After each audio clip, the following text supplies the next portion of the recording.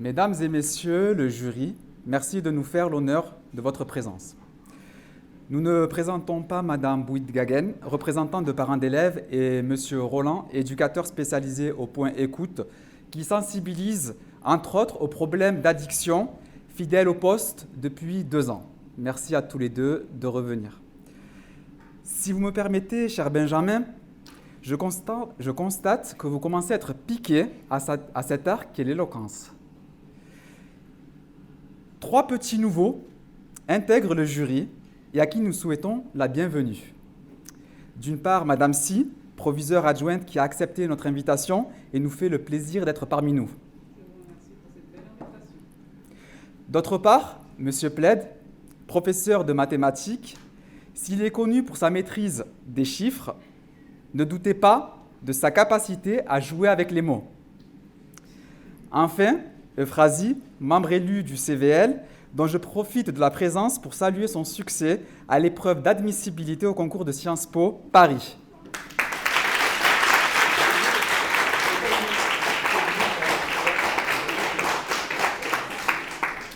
Chers élèves, ouvrez bien les yeux et prenez des notes, car les prestations qui vont suivre vont peut-être vous aider pour l'oral d'admission.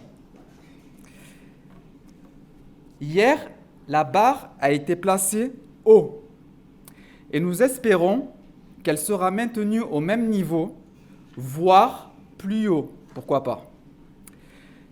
Sans plus attendre, nous lançons officiellement la suite du premier tour de la seconde édition du concours d'éloquence du lycée Marx d'Ormois.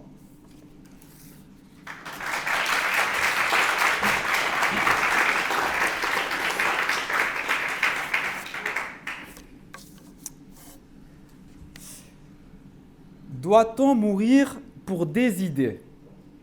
Élouant à la positive.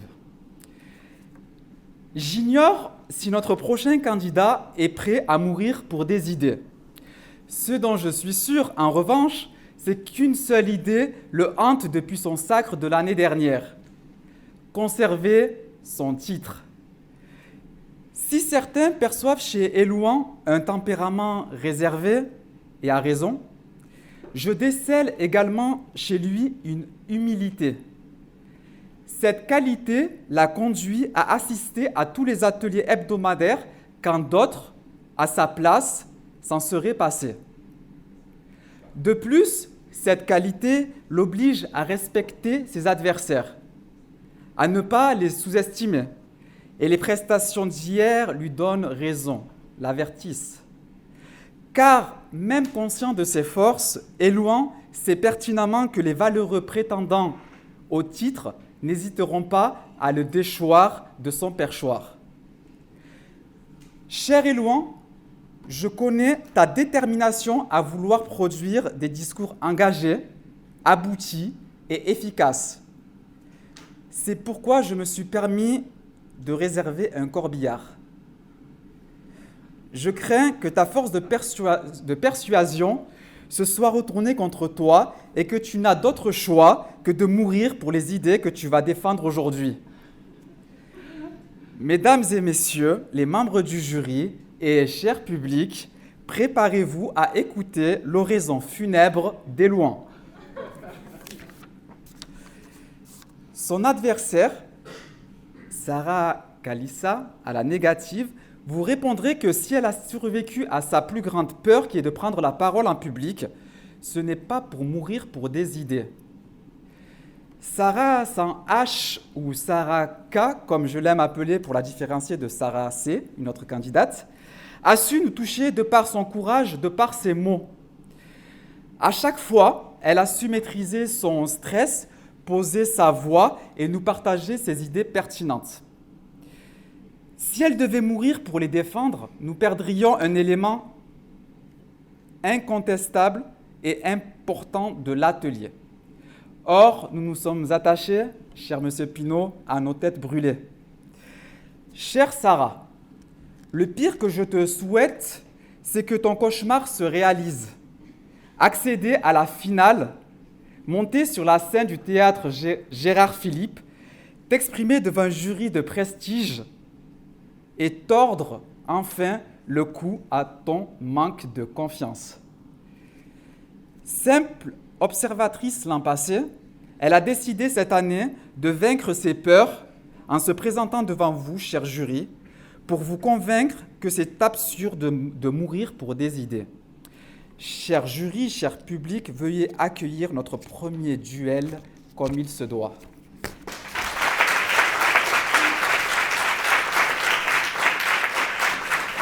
« 10 137. Urne numéro 10 137. C'est dans cette dernière que se trouvent les cendres présumées de Jean Moulin, héros de France, héros de la Résistance. Au début de la Seconde Guerre mondiale, peu après l'appel du 18 juin, il part en Angleterre afin de retrouver le général de Gaulle. Ce dernier lui confiera une mission, unifier la résistance française face à l'envahisseur germain. Ne former plus qu'un face à l'oppresseur d'outre-Rhin. C'est ce que fera Jean Moulin le 27 mai 1943 en créant le Conseil national de la résistance, dit le CNR. Malheureusement, il se fit arrêter le 21 juin 1943.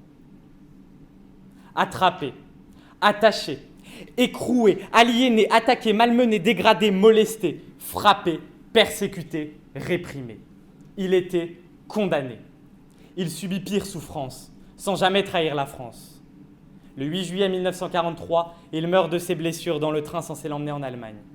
Il est mort pour servir son pays, mort pour la France, mort pour ses idées. Mais doit-on le faire ? Doit-on, nous, mourir pour des idées ?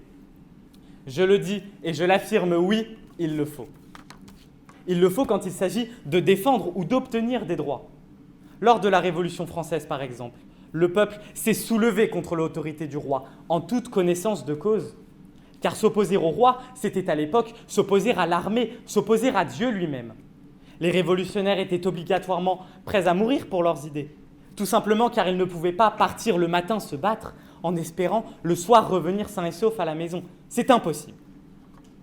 Alors oui, vous allez me dire que c'était le cas avant, que maintenant, au XXIe siècle, il n'y a peut-être plus de raison de mourir pour ces idées. Mahsa Amini, femme, iranienne, de 22 ans, morte après avoir refusé de porter le voile, arrêtée par la police des mœurs le 16 septembre 2022. Sa mort provoqua d'innombrables mouvements de protestation à Téhéran. Les femmes de la capitale ôtaient leur voile devant la police. Ces femmes-là risquaient le même destin que Mahsa Amini, mais elles l'ont fait pour leurs idées, pour leurs droits. C'est lors de ces protestations qu'est morte Armita Jeravan, iranienne de 17 ans, battue par les forces de l'ordre jusqu'au coma. Ces femmes iraniennes, ces femmes du monde entier, luttent dans l'espoir d'obtenir des droits, dans l'espoir d'un avenir meilleur, d'un futur radieux. Certaines personnes ne luttent pas uniquement pour obtenir des droits, mais plutôt pour un système politique plus égalitaire. Un système politique ayant pour base le choix du peuple, la démocratie. C'est le cas d'Alexeï Navalny, l'opposant politique numéro 1 en Russie. Le 20 août 2020, il est empoisonné lors d'un vol en direction de Moscou. L'avion atterrit en urgence afin de le transférer au plus vite dans un hôpital à Berlin. Miraculeusement, il a échappé au mortel poison, les médecins germains l'ayant sauvé. Qu'a fait Navalny après cette tentative d'assassinat ? A-t-il fui la Russie en demandant l'asile ? A-t-il continué sa lutte contre Vladimir Poutine à l'étranger ? Non, cela aurait été considéré par beaucoup d'observateurs comme de la lâcheté.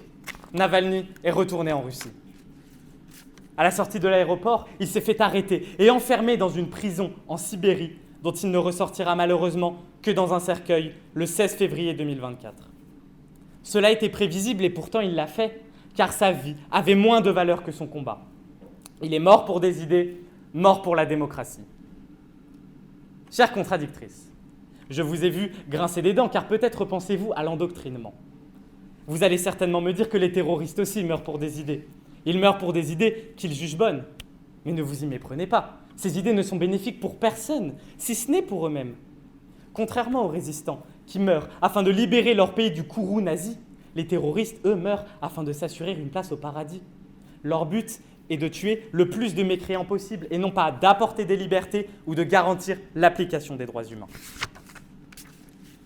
Chère contradictrice, Vous allez sûrement plaider que si nous mourons pour des idées, nous ne pouvons plus les défendre. En effet, si l'on meurt lors d'une manifestation, nous ne pouvons plus clamer notre opposition et faire porter notre voix, notre opinion.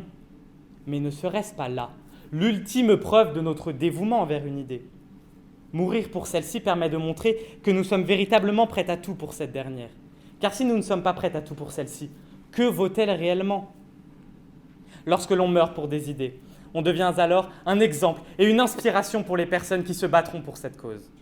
Mourir pour des idées permet de laisser un héritage, laisser une trace, laisser la marque d'un combat. Il est vrai que la vie est peut-être ce qui existe de plus important, mais la sacrifier pour une idée est la preuve d'un dévouement et d'une noblesse d'esprit. Vous estimez sûrement que mourir pour une idée nous rend inutiles à la cause que l'on défend, mais cela est faux. Car se sacrifier pour des idées, c'est se sacrifier afin de garantir un avenir juste, un avenir meilleur et un avenir idéal aux générations futures. Je vous l'accorde, mourir pour des idées est peut-être un peu extrême, car après tout, vouloir à tout prix mourir pour des idées se rapproche plus d'un suicide que d'une réelle volonté de changer les choses. Le plus important pour moi est non pas de mourir pour des idées, mais bel et bien d'être prêt à mourir pour des idées, être prêt à mettre sa vie en danger pour ces dernières. Regardez Gandhi. Il a contribué à l'indépendance de l'Inde sans même faire usage de la violence, en restant pacifiste. Il a fait de nombreuses grèves de la faim qui auraient pu mener à sa perte. Il a participé à d'innombrables manifestations qui ont bien souvent mené à de véritables boucheries de la part des forces de l'ordre. C'est avec pour seule arme sa détermination, sa volonté de changer les choses, son dévouement et sa préparation à toute éventualité, y compris la mort, que Gandhi a fait fléchir le Royaume-Uni. Il était prêt à mourir pour des idées. Et cela n'a pas manqué puisqu'il est mort assassiné par un nationaliste hindou. Ainsi, je vous dirais que l'on n'est guère obligé de mourir pour des idées, mais que l'on doit être prêt à l'être afin de promouvoir ce pourquoi l'on se bat, du moment que ces idées soient justes et profitent aux générations futures. Car après tout, comme le disait Brassens, mourir pour des idées d'accord, mais de mort lente.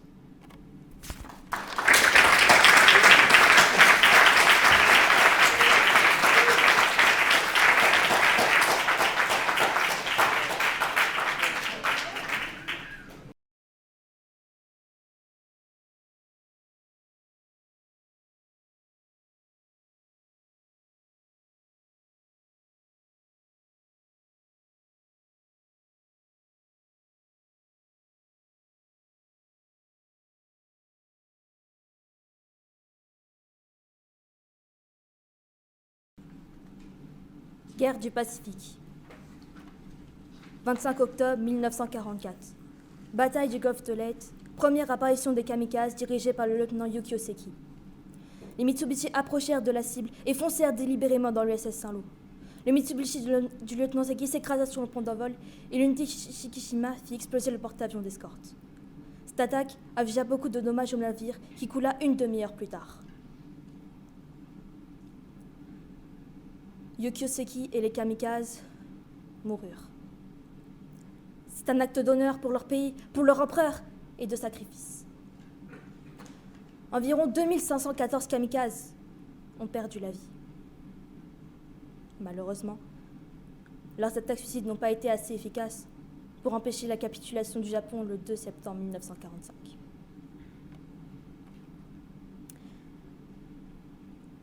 On dit que la Seconde Guerre mondiale a été le conflit le plus meurtrier de l'histoire.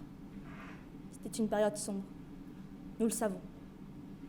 En France et dans d'autres pays, ce sont les Juifs qui ont été les plus persécutés. Et malgré le fait qu'ils étaient considérés comme des ennemis, ils n'ont pas décidé de mourir pour leurs idées. Au lieu de cela, ils ont été tués. Ils se sont battus pour rester en vie et échapper aux nazis. Je pense que le lieutenant Seki est mort pour rien. Je pense que les kamikazes Kiyoshi Egawa et Seizo Yasunori sont morts pour rien. Je pense que tous ces anciens soldats japonais qui ont effectué ces missions sont morts pour rien. Doit-on mourir pour des idées? Eh bien non, mesdames et messieurs. La mort est une chose tellement imprévisible. À tout instant, nous pouvons mourir d'une maladie ou bien d'un accident. Nous pouvons même nous faire frapper par la foudre. Nous pouvons aussi nous faire tirer dessus subitement à cause d'un inconnu.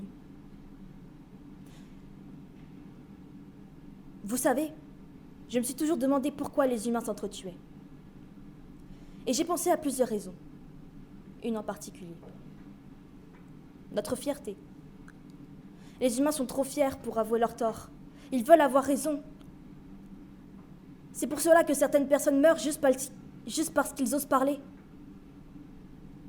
On pourrait croire que la liberté d'expression n'est pas donnée à tout le monde, que c'est presque devenu un luxe de transmettre ses idées au monde. Dans ce cas, pourquoi irez-vous jusqu'à mourir pour que l'on vous écoute? Comment feriez-vous pour communiquer vos idées si vous mourrez? Il est vrai que notre mort peut parfois amener à certains aboutissements. Elle peut provoquer de la tristesse, de la colère, des révolutions ou des changements dans le monde. Elle peut être un élément déclencheur dans la vie de certaines personnes. Elle peut être considérée comme un événement fructueux ou comme une perte tragique. Nous pouvons mourir pour des idées, mais on ne doit pas mourir pour des idées. Les idées, qu'est-ce que c'est? Il y a plusieurs définitions pour définir ce mot. Tout d'abord, les idées sont des conceptions de notre esprit, des représentations mentales de plusieurs choses. Les idées sont aussi des propositions liées à des problèmes ou à des situations. Ce sont donc des concepts générés par notre esprit. Nous générons des idées afin de régler, améliorer, changer le monde. Si nous mourons pour des idées, qu'adviendra-t-il de nous? Qu'adviendra-t-il de nos idées? La vie est précieuse, surtout lorsqu'elle peut vous permettre de rendre le monde meilleur. Retenez tous qu'on doit vivre pour des idées et pas l'inverse.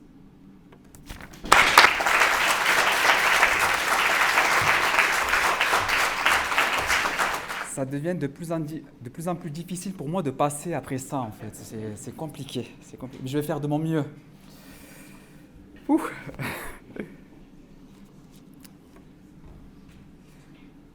Un discours doit-il toujours être utile? Sarah Chandelier, à la positive. Quand je pense à Sarah, deux dictons me viennent à l'esprit.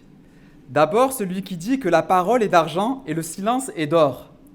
Ensuite, le très populaire « parlons peu, parlons bien ».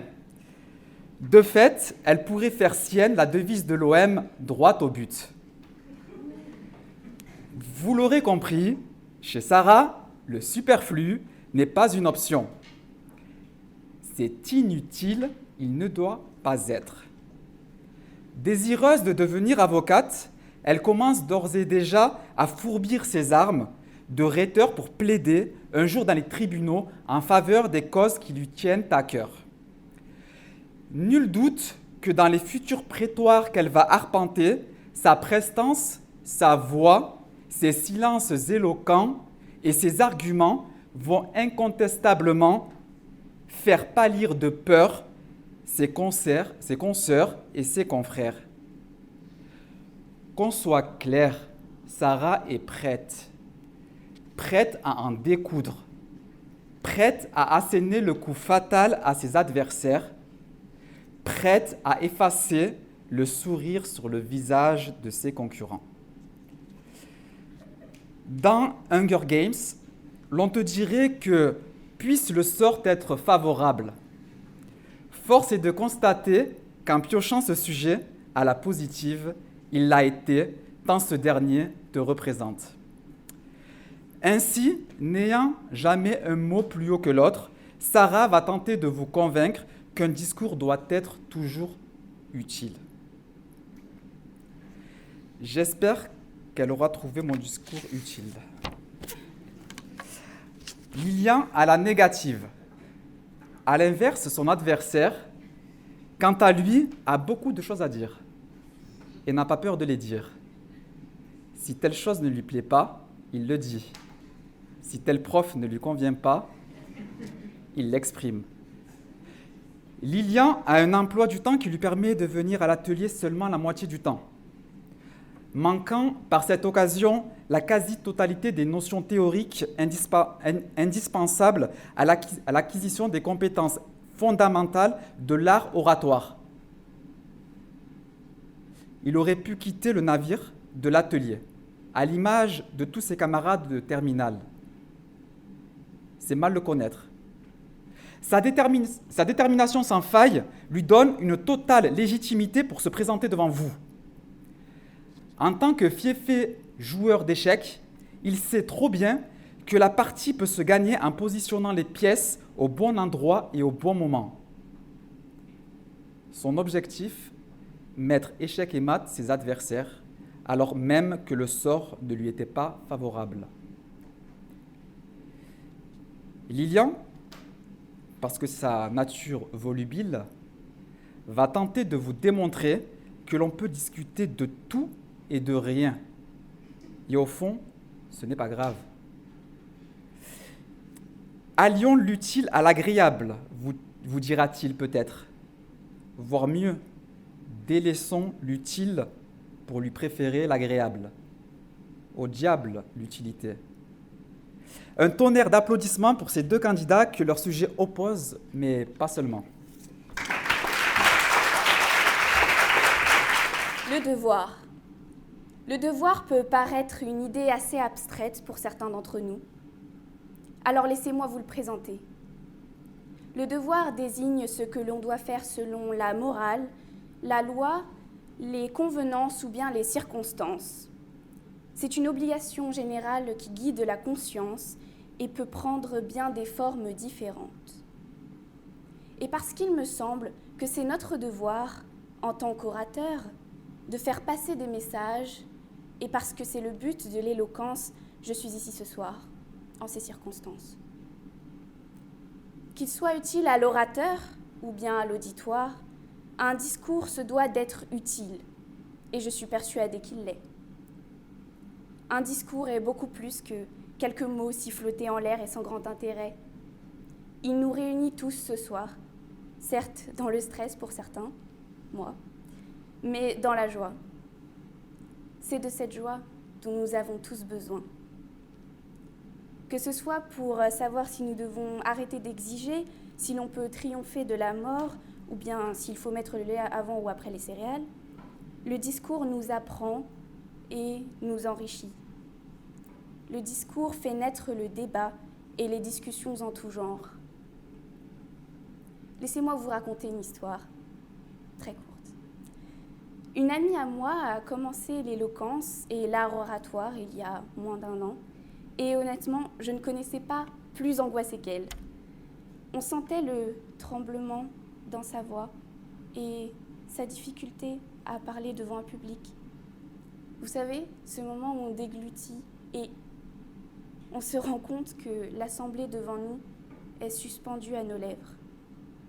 C'était son pire cauchemar. Il y a quelques mois, je suis allée la voir faire son premier discours devant ses camarades, et ce jour-là, j'étais tellement fière d'elle, parce qu'elle avait surmonté sa peur grâce au discours. Elle avait vaincu ses angoisses qui auraient peut-être fini par la terrasser.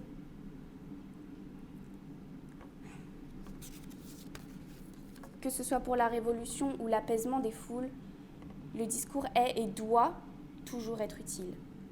Si je ne vous ai toujours pas convaincu, alors laissez-moi vous dire que si je n'avais pas vu en cours d'anglais ce discours de la première ministre de Nouvelle-Zélande sur les conditions climatiques et les gaz à effet de serre, oui je sais c'est très intéressant, je n'aurais peut-être pas entendu l'expression anglaise « to avoid » et je n'aurais peut-être pas appris qu'elle signifie « éviter ».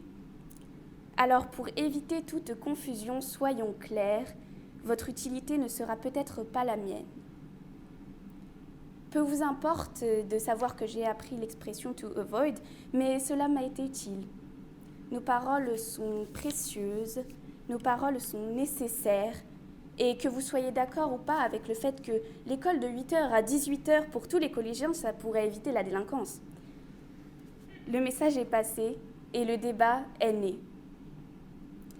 Et c'est ainsi qu'un jour j'ai entendu quelqu'un affirmer qu'un discours pouvait être prononcé, mais très vite oublié. Vous pensez peut-être que certains discours furent prononcés dans le vide et n'ont finalement rien changé à la situation. Alors que, là est toute la nuance, ce n'est pas parce qu'ils n'ont rien changé à la situation qu'ils ont été inutiles, et ce n'est pas parce que nous pensons qu'ils n'ont rien changé à la situation que c'est forcément la vérité, car notre vérité, c'est bien connu, n'est pas forcément celle des autres. Penser qu'un discours est inutile est, quand on y pense, un petit peu égocentrique, non ? C'est vrai. Quand on dit cela, on ne pense peut-être pas que la personne assise à côté de nous en cours d'anglais a appris l'expression to avoid, ou bien que la personne qui vient de nous faire son discours a une peur bleue de parler devant un public. Alors pensez bien que s'il vous semble que ce discours vous ait été inutile, il ne l'a peut-être pas été pour votre voisin. Je ne parle pas en l'air, dites-moi.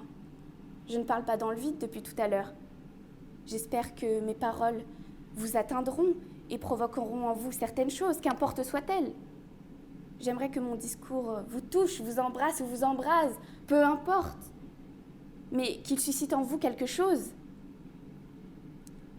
Je veux que mes mots résonnent dans votre tête. Je veux qu'ils vous touchent de n'importe quelle façon. Car quoi de plus irréel qu'un discours qui ne suscite rien ? Pas d'envie, pas de tristesse ou de joie ou même d'ennui. Alors oui, parfois, parler peut être complexe. Ce n'est pas chose facile que de savoir ce que l'on va dire, que de savoir la façon dont on va le dire, mais c'est là le défi le plus intéressant. Il faut prendre son courage et se lancer, comme je le fais maintenant.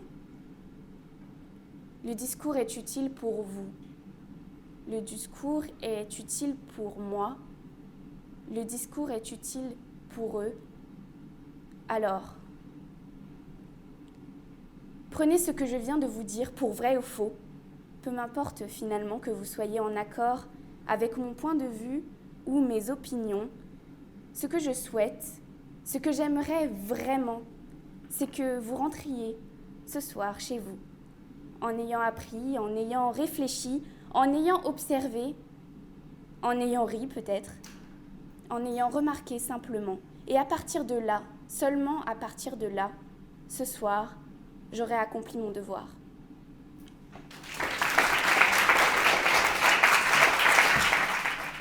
Nous sommes souvent amenés à écouter des discours, ceux de nos enseignants, de vous, camarades, ou de notre président. Mais une question se pose. Un discours doit-il toujours être utile ? Au-delà de son pouvoir de persuasion ou de divertissement, qu'en est-il de son impact réel sur notre société et sur nos vies ? Imaginez-vous captivé par un discours, absorbant chaque mot prononcé avec attention. Mais au-delà de l'émotion et de la fascination qu'il suscite, vous vous demandez, ce discours est-il vraiment utile ? Est-ce qu'il apporte réellement quelque chose de concret à ma vie ou à ma société ? C'est à cette problématique que nous invitons à nous plonger aujourd'hui, l'utilité des discours dans un monde en constante évolution. Pour commencer, mesdames, messieurs, comment décrire un discours utile ? Comment le percevoir ? Comment savoir si le discours que je traite en ce jour est utile ou non ? Un discours s'avère utile quand celui-ci apporte une valeur significative à son public, en fonction du contexte et des objectifs de communication qu'il présente. Sa pertinence, son contexte, ses propos sont les piliers porteurs d'un discours qui capte l'attention, qui se présente comme un tire-bouchon. Un discours doit justement débloquer les gens grâce à sa pertinence. Maintenant, est-ce qu'un discours doit toujours être utile ? Non, pas forcément. Par exemple, un discours dans lequel on prononce juste son opinion sur un sujet déjà à l'origine tabou, le public n'en aura pas grand-chose à faire. Je veux dire, que vous préfériez le lait avant les céréales ou l'inverse, ou la pizza à l'ananas ou non, peu m'importe. Et puis cela reste un discours, il existe bien des discours sur des sujets comme ceci. Un discours utile peut divertir, peut être persuasif, peut fasciner. Il se présente tel un tire-bouchon comme dit précédemment. Après, un discours se présente utile seulement s'il est ressenti utile selon le public auquel le discours vise. On ne peut pas simplement dire si un discours est utile ou non en fonction de comment il est construit de base. Les discours ne sont pas forcément et pas seulement des outils de communication utilisés pour transmettre des informations ou persuader un public. Ils sont également des formes d'expression artistique et culturelle qui peuvent avoir une valeur intrinsèque en tant que telle. Par exemple, un discours poétique prononcé lors d'une cérémonie de remise de prix peut ne pas avoir de pertinence pratique directe, mais il peut néanmoins captiver et émouvoir l'auditoire par sa beauté esthétique et sa profondeur émotionnelle. De même, un discours prononcé lors d'une performance théâtrale ou un événement artistique peut être apprécié pour sa créativité et son innovation, même s'il ne remplit pas de fonctions utilitaires spécifiques. En outre, les discours peuvent jouer un rôle important dans la préservation et la transmission de la culture, de l'histoire, des traditions d'une société. Les discours commémoratifs, par exemple, peuvent aider à perpétuer la mémoire collective d'événements importants et à honorer des personnes qui ont contribué à façonner notre monde, même s'ils ne fournissent pas d'informations pratiques immédiates. De même, les discours cérémoniels et rituels peuvent renforcer le sentiment d'identité et de cohésion sociale au sein d'une communauté, même s'ils ne servent pas à atteindre un objectif spécifique. En quoi il est utile alors ? Un autre exemple de discours qui peut s'avérer non utile pourrait être celui d'un politicien quelconque qui, au lieu de présenter des solutions concrètes et des problèmes importants, utilise son temps de parole pour attaquer personnellement ses adversaires politiques sans aborder les véritables enjeux. Qu'est-ce donc ? Imaginons un politicien qui, lors d'un débat électoral ou d'une conférence de presse, passe la majeure partie de son temps à critiquer le physique, le caractère ou la vie personnelle de ses opposants, plutôt que discuter des politiques publiques et des programmes ou des plans d'action qu'il propose pour améliorer la vie des citoyens. Ce genre de discours, messieurs, dames, peut être perçu comme non utile, car il ne contribue pas à éclairer le public sur des questions importantes. Il ne favorise pas un débat constructif sur des sujets d'intérêt public et ne renforce absolument pas la confiance envers les institutions publiques. Trouvez-vous ça important, vous, de critiquer quiconque sur son apparence physique ou autre ? Est-ce pertinent ? On est bien d'accord que non. En aucun cas. En bref, un discours non utile est celui qui ne remplit pas son rôle de communication efficace en ne répondant pas aux besoins et aux attentes du public, en ne contribuant pas à son éducation, à sa motivation ou à son engagement, et en ne proposant pas de solutions pratiques aux problèmes auxquels il est confronté. En conclusion, tous les discours n'ont pas besoin d'être utiles, dans le sens strict du terme. Certains discours peuvent avoir une valeur intrinsèque en tant qu'expression artistique, émotionnelle ou culturelle, et contribuer à enrichir notre expérience humaine de manière significative, même s'ils ne servent pas forcément à des fins pratiques spécifiques, comme dit précédemment. Parfois, un discours peut être précieux pour son aspect artistique, émotionnel ou autre, tandis que d'autres fois, il peut être essentiel pour informer, persuader ou inspirer le public. C'est donc là que nous pouvons distinguer justement deux types de discours. Donc je l'affirme haut et fort devant vous tous, dans cette salle, devant moi, que non, il n'est pas forcément utile, il n'est pas forcément important qu'un discours soit utile. Merci.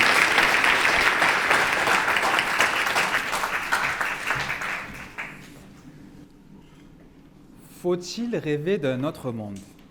Lounès à la positive. Amateur de dessin, notre prochain candidat n'a pas besoin de ça pour s'évader. Lounès vit déjà dans un autre monde, un monde différent du nôtre, indéniablement. Il s'y passe des choses qui échappent à ma raison, mais je m'efforce de faire comme si tout était normal quand je les découvre.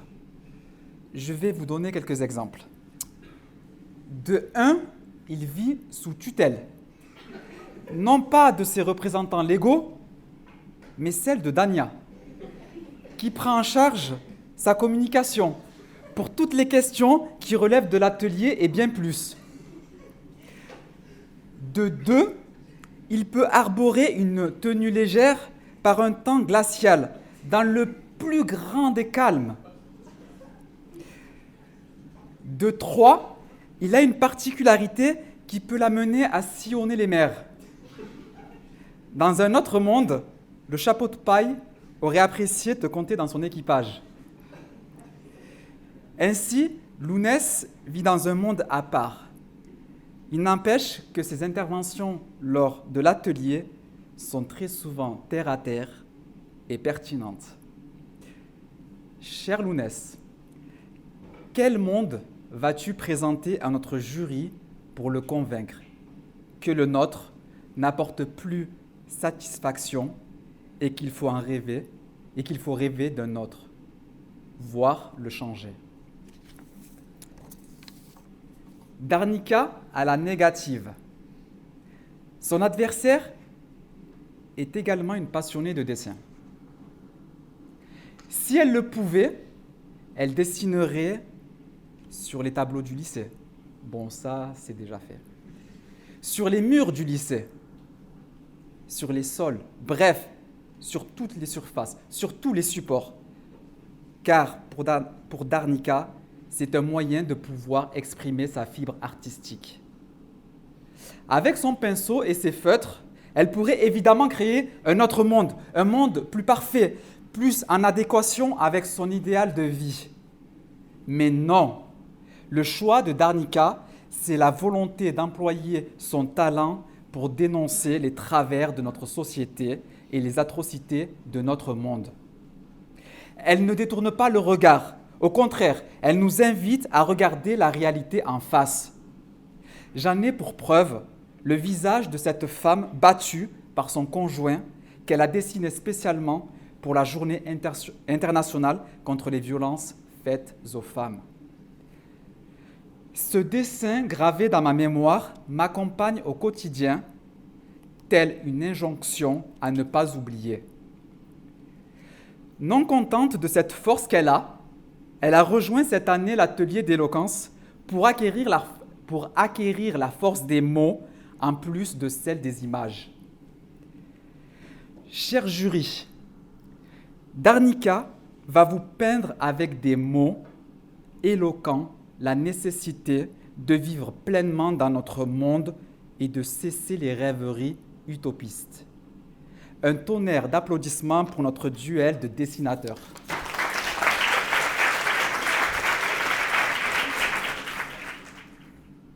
Pensez à ces soldats français, arrosés par les tirs allemands en 1949, chaque jour priant pour ne pas mourir en laissant dépasser leur tête des tranchées. Pensez à leur nourriture, tantôt infestée de vers, tantôt inexistante. Pensez à ces tas de cadavres faits de leurs amis, rongés par les rats ayant apporté les maladies. Pensez à ce soldat qui a reçu pour ordre de mener l'assaut et qui finalement est parti trop tôt. Pensez-vous que dans ces derniers instants, il rêvait de ce monde qui est le sien ? Bien sûr que non. Il rêvait d'un autre monde. Un monde où ses amis ne sont pas morts. Un monde où sa femme ne travaille pas en usine, où sa fille ne pleure pas. Simplement, un monde où il est toujours là et où la guerre n'existe pas. Et comme ces soldats qui rêvaient pour tenir un jour de plus, rêvons dans notre monde. Un monde merveilleux, un monde joyeux, un monde ténébreux ou envieux, un monde trompeur, un monde farceur, un monde de rêveurs. Car c'est grâce à tous ces rêves mis bout à bout que notre monde avance. Vers le pire parfois, je l'admets, mais surtout vers le meilleur. Bah oui, après tout, c'est en rêvant d'un monde meilleur que nous améliorons notre propre monde. Si chacun fournit ne serait-ce qu'un infime effort pour accéder à ce monde auquel il rêve, alors chaque jour, chaque effort mis bout à bout nous rapproche de ce monde. C'est comme ce grand rêve, celui de l'humanité. Depuis que nous l'avons atteint, il ne nous paraît plus si impressionnant. Et pourtant, durant des milliers d'années, l'homme a regardé vers le ciel. Et en observant les oiseaux, a développé une jalousie. Pourquoi peuvent-ils voler mais pas nous ? C'est ce que nous nous disions jusque très récemment, jusque lorsqu'il y eut des inventions de plus en plus performantes, jusqu'à atteindre ce rêve qui est désormais atteignable. Les avions. Je crois que vous ne vous rendez pas compte. C'est des centaines de tonnes qui volent tranquillement au-dessus de nos têtes, dans les airs, alors que ça fait 300 000 ans qu'on galère avec notre propre poids. Après, il faut dire qu'on n'a pas eu que des génies. Je pense notamment à Franz Richter, qui, se fiant à son invention incroyable, s'est jeté du haut de la tour Eiffel et qui s'est finalement écrasé. Tout de même, je respecte cet homme, qui a eu le courage de sauter malgré la peur et qui nous a même laissé quelques connaissances pour avancer vers ce rêve commun qui était de voler. Utiliser des mannequins plutôt que des humains lors des phases de test. Depuis tout à l'heure, nous parlons de ces grands rêves communs à tous, mais je ne vous ai pas encore parlé du mien.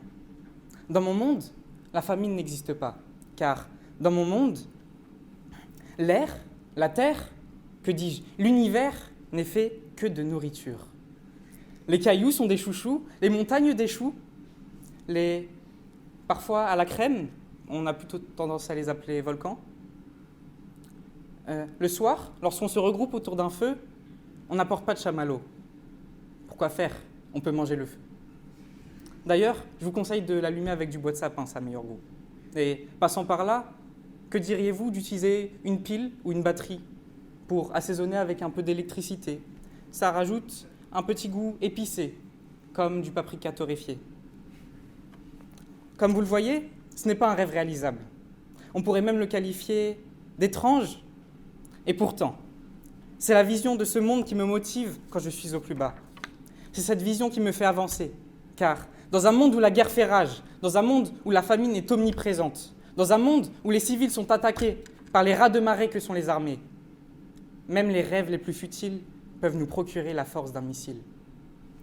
Bien sûr, il y aura toujours ces gens qui me diront qu'à rêver, on perd de vue la réalité. On oublie les problèmes concrets de ce monde, on ne fait que s'évader, chercher à échapper à la réalité, pouvant même conduire à une résignation de celle-ci. Sottise.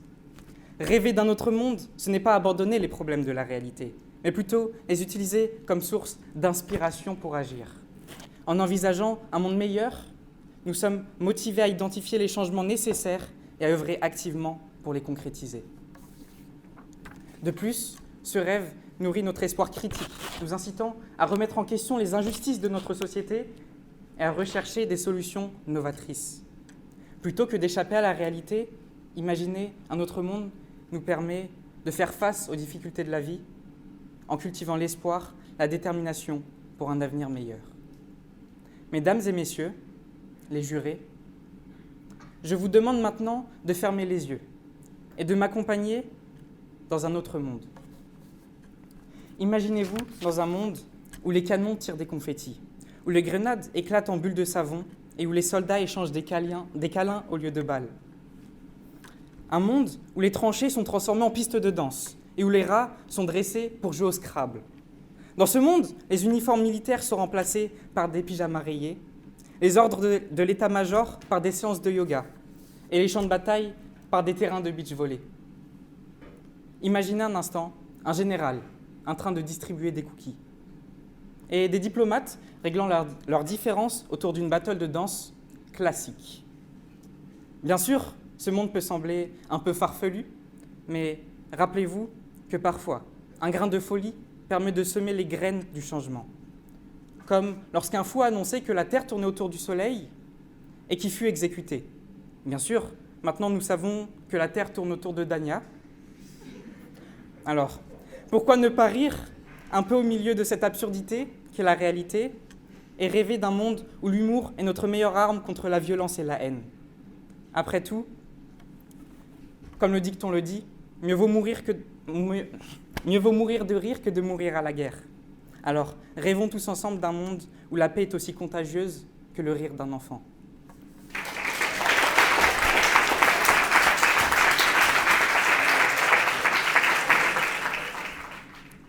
L'autre jour, je me trouvais un peu seule. Alors j'ai décidé de me changer les idées et d'aller me balader sur cette drogue qui est devenue TikTok. Alors déjà que je n'y vais pas souvent, autant vous dire que ce que j'y ai vu m'a laissé sans voix, perplexe. C'était l'un de ces slideshows où le but était de balayer une sorte de diapositive vers la droite pour voir ce que le créateur avait à nous dire. La première slide me demandait « Pensez-vous que nous sommes seuls ? et a commencé à nous montrer l'immensité de l'univers dans lequel nous vivons. Il y avait plusieurs paliers, allant même vers l'absurde. Mais cela a soulevé plus de questions en moi que répondu à la question initiale. Je me suis sentie toute petite. Petite face à ce qui nous entoure et petite de par le peu de choses que nous savons de ce qui nous entoure. Nous n'avons même pas encore exploré l'univers qui nous entoure. Imaginez un tout petit nombre. Un nombre si petit qu'il en devient insignifiant. Eh bien, imaginez que ce petit nombre est la portion de l'univers que l'homme a exploré. Ce n'est rien. Alors qu'il nous reste encore toutes ces expéditions devant nous, faut-il vraiment rêver d'un autre monde ? Pourquoi rêver d'un autre monde alors que nous n'avons même pas pu découvrir ce que notre propre monde nous offre ? Seulement 5% des océans ont été explorés. Toutes les montagnes n'ont même pas été gravies. Et combien d'espèces animales et végétales nous reste-t-il à découvrir ? Il y a encore énormément de choses qu'il nous reste à voir, alors pourquoi nous diriger vers le monde illusoire ? Mais pourquoi rêvons-nous ?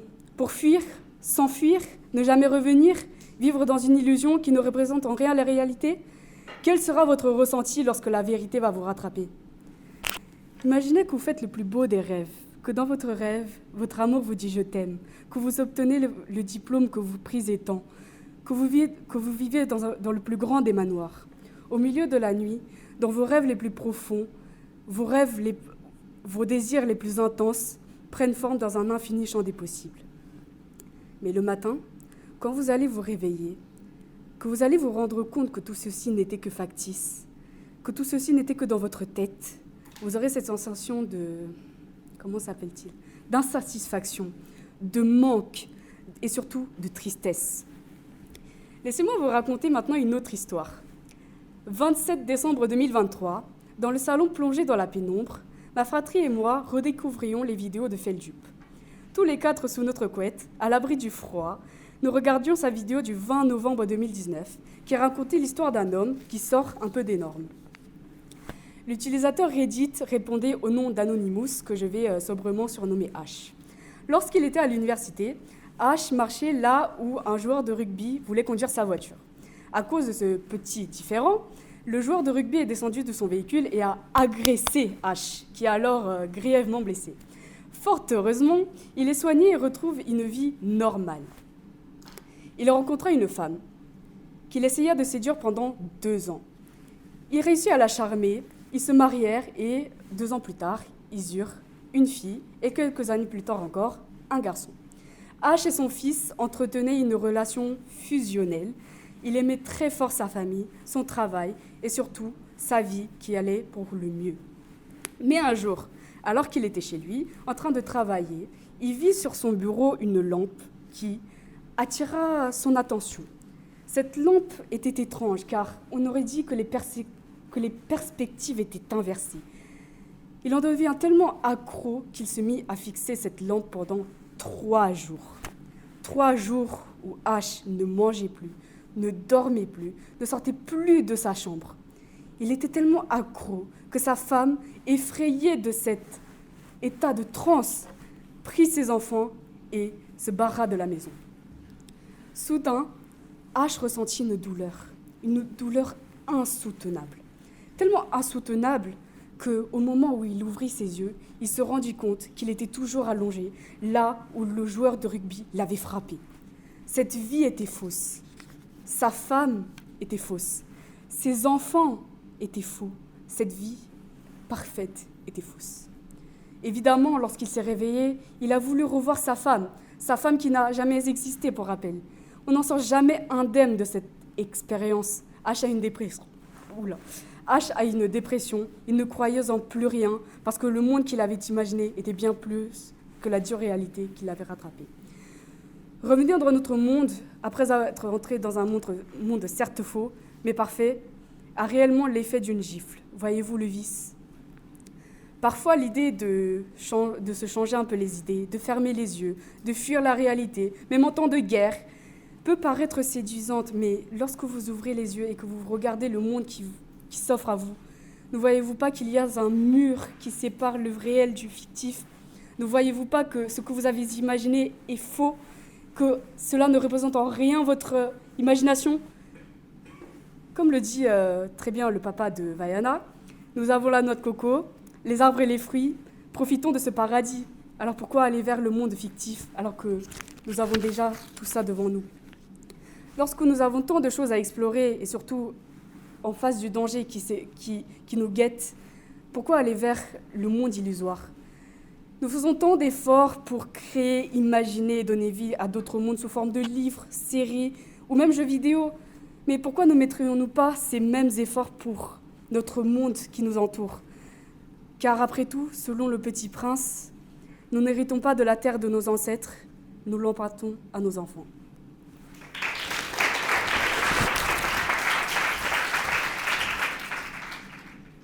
Tout peut-il s'oublier? Christone à la positive. Officiellement, nous sommes 2 encadrants de l'atelier Éloquence, Monsieur Pinault et votre serviteur. Officieusement, nous sommes 3, les 2 susmentionnés et Monsieur Yang. En effet, Christone, par son sérieux et son sens des responsabilités, s'est révélé au fil du temps comme un accompagnateur précieux lors des sorties extrascolaires. Il va par exemple vérifier que l'effectif est au complet. Il va relayer et expliciter nos demandes aux autres élèves dans le groupe WhatsApp qui ne lisent absolument rien. Il n'oublie rien, sauf peut-être quelques moments que je souhaite lui rappeler. Il peut oublier ses débuts difficiles dans l'atelier Éloquence. Nous témoignerons en faveur de ses progrès. Il peut oublier toutes les fois où il est passé en premier pour montrer l'exemple et motiver les troupes. Nous témoignerons en faveur de son sens du dévouement. Il peut oublier qu'il faut envier les fous. Nous lui rappellerons la gifle qu'il s'est auto-infligée pour illustrer son propos. Enfin, il peut oublier qu'il nous a promis un emploi fictif à M. Pinault et moi-même quand il aura percé. Nous le lui rappellerons sans faute. Compte sur nous. Cher Christone, cher jury, Christone se présente devant nous pour tenter de démontrer que tout peut s'oublier. Gageons néanmoins qu'il n'a pas oublié le discours qu'il doit vous tenir. Amina à la négative. Dernière arrivée dans l'atelier, Amina a su admirablement intégrer le groupe. Elle a compris et elle n'oublie pas qu'elle a dû combler son retard. Elle sait et elle n'oublie pas qu'elle va devoir pousser de sa petite voix fluette pour trouver la bonne voie. Et elle n'oublie pas de nous rappeler qu'elle ne souhaite pas être filmée. Solennellement, chère Amina, nous te demandons de changer d'avis. Qu'un instant, tu oublies la caméra. Que pour toujours, la vidéo soit le témoin éternel de ce défi que tu t'es lancé, de cette belle et riche expérience que tu as choisi de vivre en nous faisant le plaisir de t'avoir à nos côtés. Nous te proposons donc un deal. Accepte de te faire filmer pendant ta prestation et si tu arrives à nous convaincre, en plus du jury, à l'issue de ton discours, que la mémoire humaine est suffisante pour ne pas tout oublier, alors nous effacerons à tout jamais l'enregistrement. Cher jury, Amina s'apprête à vous démontrer que tout ne peut pas s'oublier. Cher public, un tonnerre d'applaudissements pour nos 2 derniers candidats. «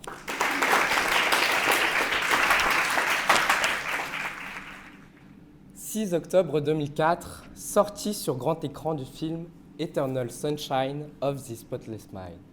On y suit Joël Barish, un homme réservé à la vie monotone. Il rencontre un jour Clémentine, une femme fantasque, spontanée et pleine de folie. Ils sont le jour et la nuit, mais pourtant ils tombent amoureux et vivent heureux. Et puis, un jour, arrive la Saint-Valentin. Il décide alors de la retrouver au travail pour lui offrir un cadeau. Mais elle ne le reconnaît plus.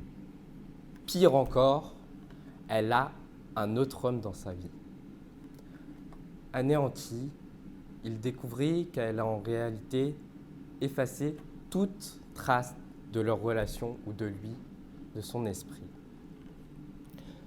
J'ai adoré le visionner et j'ai même pleuré plusieurs fois devant ce film. Mais quel intérêt de le regarder à nouveau? Quel intérêt de se replonger dans une musique, dans un livre, dans un film que nous avons déjà vu, que nous connaissons et que nous avons même apprécié? L'intérêt, c'est de s'en souvenir. Mesdames, Messieurs, chers jurys, chers publics, chers amis de l'atelier, Monsieur Pinault, Monsieur Aladrati, oui, tout peut s'oublier. Il y a presque un an que s'est déroulée la toute première édition du concours d'éloquence du lycée Max Dormois et je me souviens ne pas être arrivé à prononcer correctement le nom de Monsieur Aladrati. Heureusement que c'est un peu mieux aujourd'hui. Et ceux qui étaient présents pourront en témoigner, enfin, s'ils ne l'ont pas oublié. Je le conçois, vous pourriez dire que je ne l'ai pas oublié puisque j'en reparle en ce moment même devant vous. Mais en réalité, je ne le garde jamais constamment dans mon esprit et c'est ici que se fait toute la différence. Parce que c'est facile de se souvenir de tout un tas de choses, mais bien plus difficile de ne pas les oublier. C'est facile d'apprendre des définitions, des dates, des formules la veille pour le lendemain lors d'un contrôle et de s'en souvenir. Mais c'est évidemment bien plus compliqué de ne pas les oublier une semaine, un mois ou un an après. Même apprendre par cœur peut s'avérer parfois ne pas être efficace pour lutter contre l'oubli. C'est pourquoi la pédagogie existe.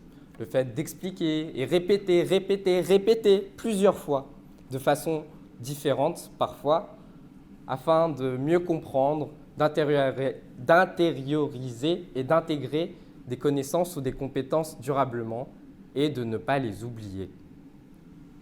D'ailleurs, tout comme cette année, le concours de l'année passée était filmé par l'atelier cinéma du lycée. Mais pourquoi filmer nos discours? Pourquoi? Eh bien, c'est pour en laisser une trace. C'est pour immortaliser un moment, mais aussi par peur d'oublier une journée, une soirée ou un été, que nous prenons des photos ou des vidéos. Puis avant même l'invention de la photographie avec les tout premiers daguerréotypes, l'humanité a su mettre au point quelque chose de grand, de très grand. C'est une invention qui bouleversa toute la société humaine, et ce, à tout jamais. C'est un procédé ingénieux qui permet de n'oublier aucun échange, aucune parole ou aucune phrase. C'est une chose qui se retrouve presque partout autour de nous et que nous utilisons pour beaucoup tous les jours. Mais qui est pourtant simple, l'écriture. Et oui, mon discours est écrit sur les feuilles devant moi. Et si j'en viens à perdre mes mots ou à avoir un trou de mémoire, ou bien à l'oublier, il est ici, comme pour chacun des autres candidats. Car les paroles s'envolent, mais les écrits restent. Mais même les écrits et récits peuvent parfois disparaître. Il existe bien des archives qui conservent des textes politiques, historiques ou religieux, mais rien ne les préserve indéfiniment. Rien n'est éternel, ni même la vie. Nous-mêmes sommes tous mortels. Plus nous vieillissons, plus notre mémoire tend à faillir. Mon arrière-grand-mère, par exemple, porte un badge avec son nom, son prénom et son lieu d'habitation. Car lorsqu'elle sort seule dans la rue, à tout moment, elle peut oublier où elle vit. Ces troubles cognitifs, elle n'est pas la seule à les subir. 1,2 million de Français vivent avec la maladie d'Alzheimer. C'est pourquoi, avec l'âge, cette pathologie n'épargne personne. Tout le monde, sans exception, oublie au cours de sa vie. C'est pour cela que le devoir de mémoire existe et que des journées de commémoration sont créées, notamment pour ne pas oublier l'horreur et les heures sombres de l'humanité. Donc j'aimerais que ce vendredi 3 mai 2024 soit une journée mémorable. Et s'il vous plaît, laissez-moi garder ce souvenir, juste celui-ci. Ou plutôt devrais-je dire, laissez-moi préserver tous ces moments que j'aimerais être inoubliables. Les tais-toi, les pas avant 25 ans, les fous rires, les soupirs, les cookies, Monsieur El Hadrati, Monsieur Pinault, la Soadao, le métro, les photos, les vidéos, ou encore, ne l'oublions pas, la promesse du resto. Alors, malgré l'oubli qui peut tout affecter et tous nous toucher, s'il vous plaît, laissez-moi retenir tous ces instants pour que ce concours qui se déroule en ce jour, et surtout que ce discours qui clôture presque ce premier tour, reste gravé pour toujours et à tout jamais en chacun d'entre nous.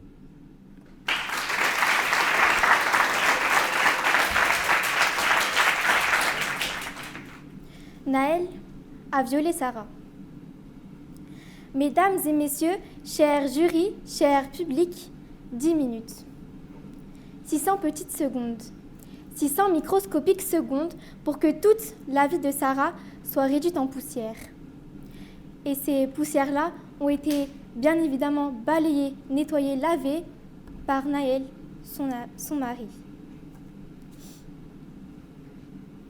Durant leur vie de couple, ils se sont souvent battus pour des choses qui n'en avaient aucune importance.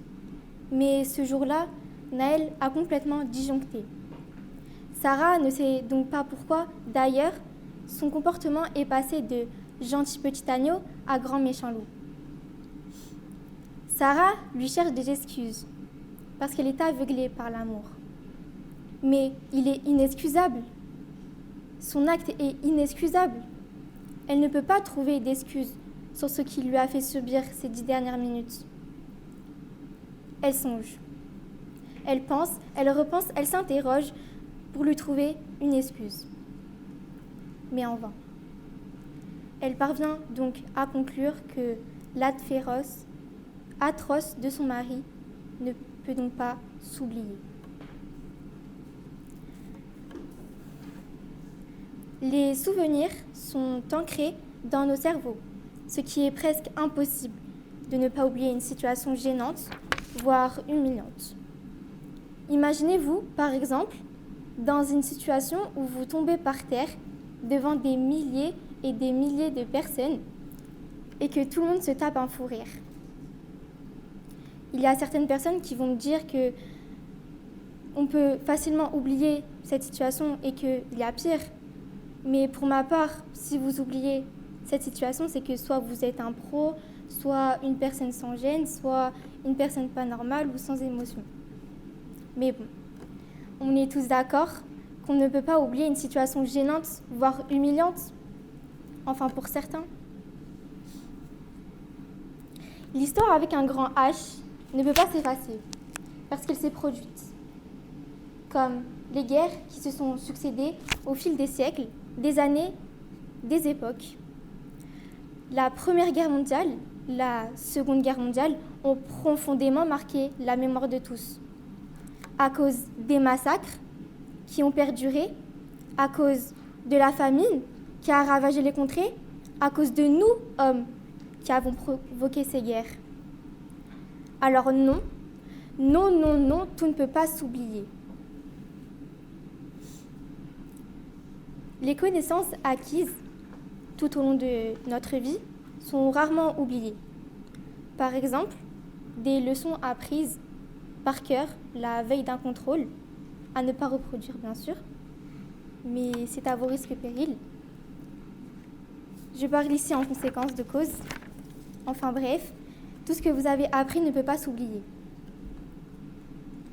Il y a certaines personnes, comme Christone ici présent, qui vont me dire que tout peut s'oublier. Oui, mais si on oublie le viol qu'a commis Naël, alors Sarah ne fera pas justice contre son mari, impudent, répugnant, voire dégoûtant. Naël ne sera donc pas puni. Et il pourra refaire ce qu'il a fait à une autre femme, mais d'une manière encore plus pire. C'est pour cela qu'il ne faut absolument pas oublier les faits, les choses, nos actions, nos actes, que ce soit plus ou moins grave, que nous avons par exemple fait dans notre passé, que ce soit intentionnel ou non. Il faut donc réfléchir avant d'agir. Naël aurait dû réfléchir avant d'avoir commis son crime, car sa femme, Assaoui, ne l'oubliera jamais. C'est pourquoi, la plupart du temps, l'expérience humaine est tissée de souvenirs et d'émotions qui imprègnent plus ou moins notre être de manière indélébile. Les souvenirs les plus marquants de notre vie, qu'ils soient positifs ou négatifs, restent toujours ancrés dans notre mémoire, que ce soit des moments de bonheur intense, de joie, de tristesse, de peur ou de traumatisme profond. Et c'est pourquoi Sarah vous dit finalement que, et non, tout ne peut pas s'oublier.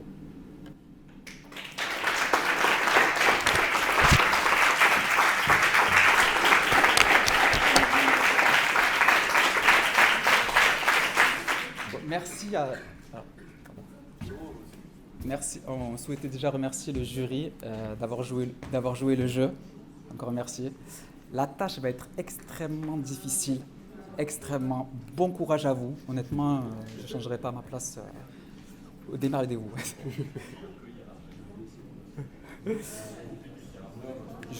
Je voudrais, et on voudrait, avec M. Pinault, sincèrement applaudir tous les élèves, ceux d'hier, ceux d'aujourd'hui, pour leur investissement, leur implication, la qualité du travail, du travail fourni. C'était incroyable, incroyable.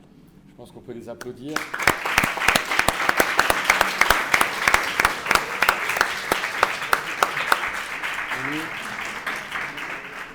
On est vraiment très fiers de vous parce qu'avec M. El Hadrati, on avait déjà fait nos pronostics en réalité.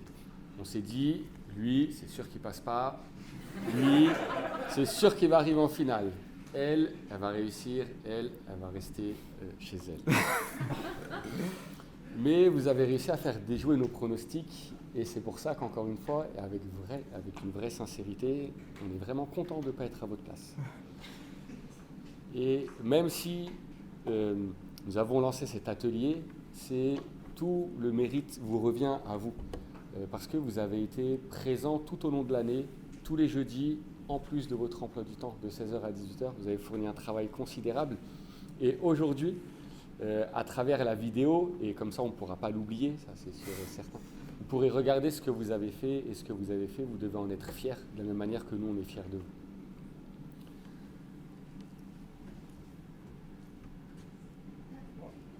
La suite. Et maintenant, la suite de ça, de notre atelier. On va laisser quelques minutes au jury pour délibérer, choisir les 3 nouveaux finalistes parmi les 8 qui sont passés tout à l'heure.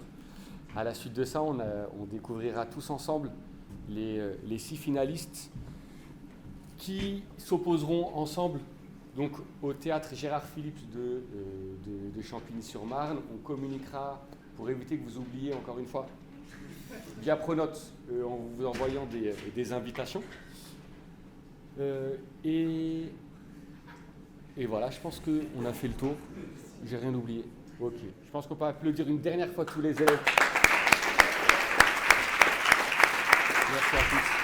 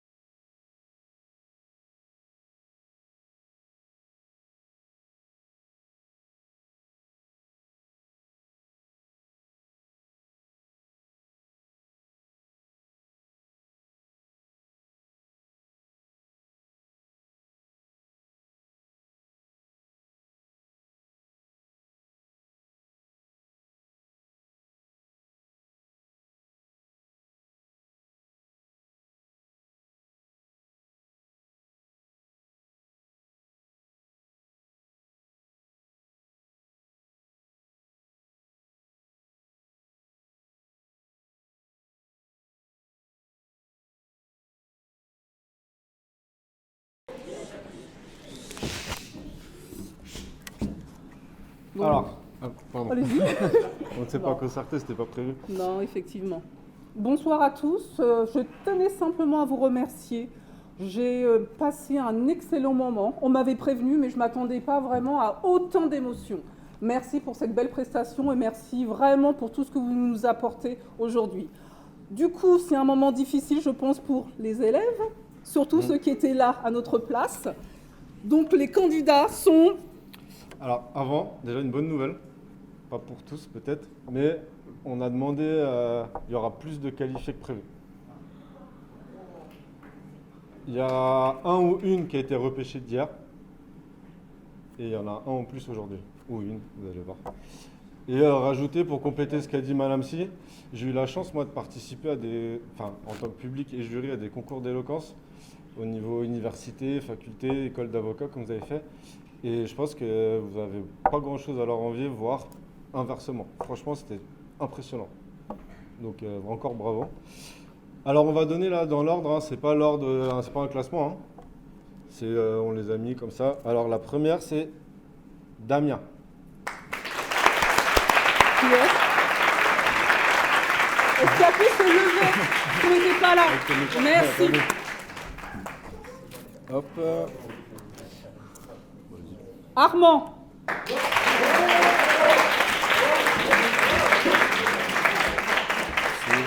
Nyangali. Nyangali.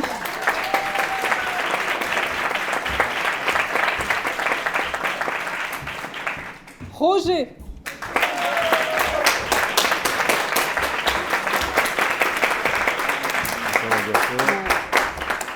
Éloane.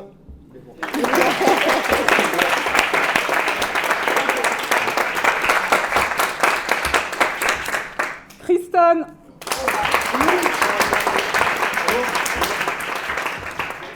Sarah C.